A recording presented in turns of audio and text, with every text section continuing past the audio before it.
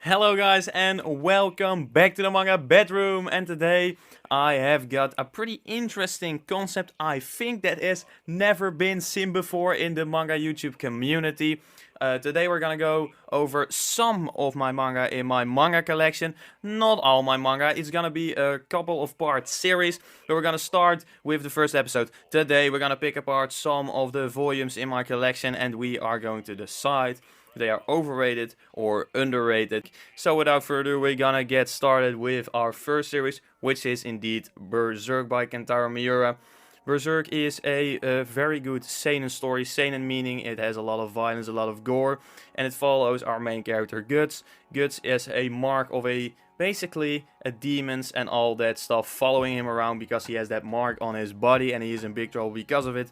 He constantly fights demons, monster, whatever, and that's basically because of something that happens in the past. And that whole arc, which explains why he has the mark and whatever, is called the Golden Age arc. And the Golden Age arc is a seinen masterpiece.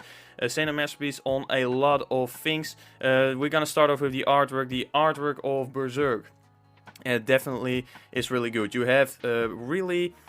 It's not that white. That is often the style that is used in Shonen Jump manga. Really white, not too much detail in the background, and Berserk doesn't have that at all. It's really black, it has really dark tone to it. It's really detailed at times. It sometimes is just absolutely stunning.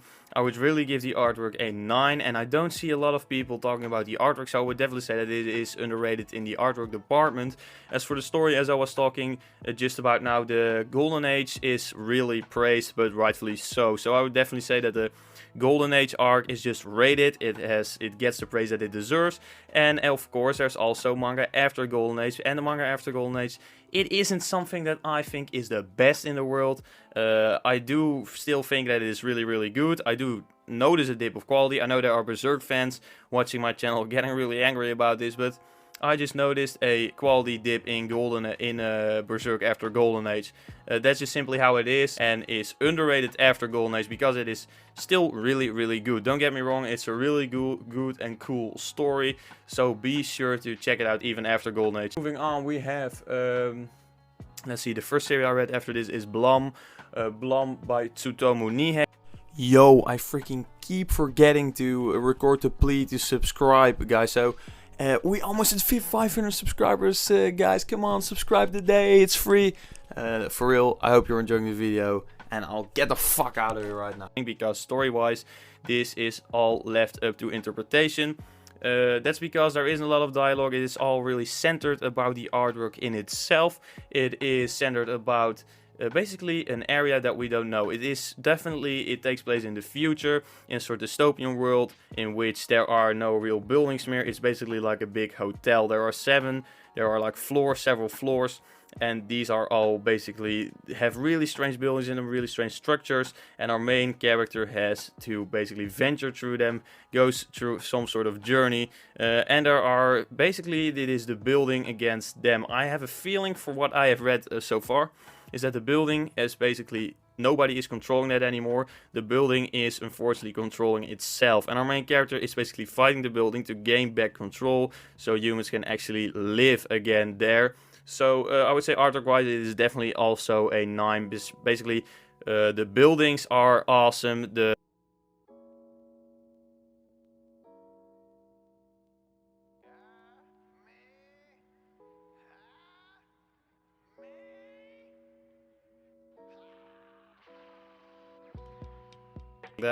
So I would say that Blum overall, because of the video PewDiePie made, obviously, it gets really high praise. So I would say maybe it is slightly overrated. You should definitely give it a read. But if you've watched the video of PewDiePie and the comments have been under that, it kind of made it a little bit overrated. But still, it is definitely worth your money and your time. They are about 40 bucks if I'm not mistaken. And man, the editions are really nice, the pages are really large, so I would always recommend picking up Blum because it is still really good. Moving on is The God's Lie. The God's Lie by Karoi Ozaki. The God's Lie is a one-shot, and that makes it definitely in the price department really high rated in my book. Now why is that? Because 10 bucks you get a full story, and it's a really good one at that. The God's Lie basically follows a high school student, or maybe even younger, I don't know for sure. And basically Something has happened, some tragic things happening there. There is not a lot of action or fighting. There isn't any of it actually. It's basically really character focused with a very big plot twist at the end, which is really sad actually. So it isn't a feel good story, but it is in some ways, because there are also really positive things in this story as well. But in generally, it kind of gets me sad, but it is still pretty good. The Gods Lie, I would say, is definitely underrated. I have seen some people recommend it, but not praised very highly. It isn't a great masterpiece or anything, but it doesn't get enough attention for the quality of the story. So I would say it is underrated. The artwork is not as detailed as the stories I mentioned before, but it's still really solid. It's really light, a bit fluffy with really light tones and a really summery vibe to it, which can also be really nice. So that's The Gods Lie. Moving on to Cells at Work. Let me check the mangaka. Akane Shimizu, if I'm pronouncing that right, is the mangaka from Cells at Work, of Cells at Work. And Cells at Work is a manga about cells in your body, and it is explained really nicely. It is pretty detailed, it is pretty accurate, the artwork is nice. One little gripe actually that I have with the Cells at Work artwork is the fact that basically the action shots with the light blood, so whenever he kills someone or whatever, it is always really the same. It's the same angle, the same type of art style, the same amount of blood, everything. So it is, in that sense, not that much of variety, I would say.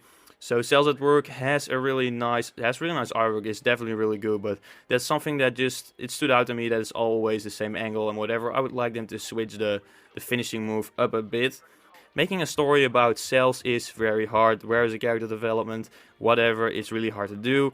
It's more very fun, informative, Dr. Stone, but with even less character development. So I would maybe say this is a lesser variation of Dr. Stone, concept-like. So Cells at Work, I would definitely recommend it. I would say it's a bit underrated, saying it is complex, which it simply isn't. If you put some attention into this, basically don't read while your mind is somewhere else, but this isn't complex at all. So I don't get that opinion about it.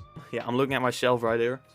I'm not really qualified on giving my opinion on Drifting Dragons or Erased. I've only read one volume of those, so I think that's a bit too... Let me know in the comments what you guys think. Am I qualified to give an opinion on the series that I've only read one volume of, or should I shut up if I've read that little of it?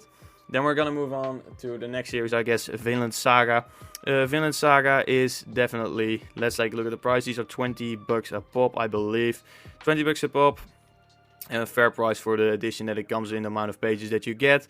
The artwork is absolutely stellar, and the story is about Thorfinn and all. I'm not gonna really go deep into this story because everybody knows Vinland Saga. Vinland Saga is a great Viking revenge story which goes into really deep character development. So it is.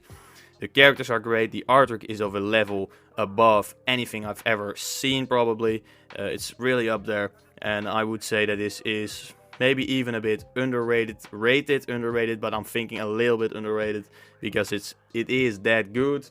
Moving on, we have on my shelf Rurouni Kenshin, and Rurouni Kenshin is a weird one, obviously because of the mangaka being a criminal, but the manga itself, I'm only gonna focus on that. Taking a look at the artwork, it is absolutely phenomenal for a Weekly Shonen Jump series. The action panels are nice, the backgrounds are nice, it's really good. The story itself is an extremely unique shonen with way more character focused, way more in depth about the characters. It's really nice actually. I really truly enjoyed it, especially in the beginning it's kind of episodic, which I didn't really like, and then it goes into a bit more of a major arc, and then after that an even bigger arc. And those two arcs are absolutely awesome. The second is a bit of a revenge arc, which I did think one thing was a bit disappointing about it. The villain in the second arc supposedly wants revenge on Kenshin, which was a former assassin. What I found unfortunate was that it wouldn't be too bad if Kenshin was a really bad person or something, or just a bit of a bad person in his former life, and then the revenge of the villain would make sense, but the villain would go too far, and then that would make sense. But now it was explained Kenshin killed someone that was dear to the villain of that last arc, but literally you can't kill someone more accidental than Kenshin did. It was so accidental, there's almost no blame to him. He basically did nothing wrong in the situation. She jumped in front of his blade, which is, Yeah, alright, so that was so accidental that I couldn't put any blame on Kenshin and put any sympathy for the villain. So that was so black and white that I thought you could have made Kenshin maybe a little bit more bad in his past, since he was an assassin and all. But for man, just looking over that, it was really good, really great. I would definitely say it is underrated. It is underrated because the author is not liked very much, which is understandable to a high degree. I don't like him either, but the story itself is definitely worth reading if you can get your hands on it without supporting him. Pirating is this is the only series that I would say pirate if you must, because you have a valid reason. So Rurouni Kenshin is underrated in my opinion. Then moving on, I see Dragon Ball Z, and Dragon Ball Z is probably overrated, guys. Let's be honest, it is probably pretty overrated. Why is it overrated? It is overrated because basically how popular this series is not a great representation of the quality of the story. It is absolutely awesome. It is my favorite shonen. I think it is the best shonen. I still think so. But it doesn't. Basically, how popular this is, how many fans this has, how many videos on YouTube are there, and how much hype is always behind this series. The quality doesn't represent that. Come on, guys.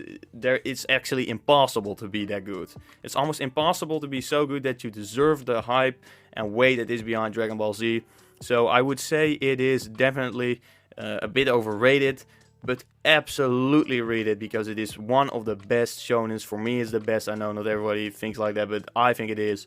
And it is absolutely worth your time. It is an absolutely amazing story with amazing artwork. The Visbics are a great price, or otherwise the 3-in-1s that are even cheaper. So you should definitely check this out regardless of your opinion about it. Should I do one more?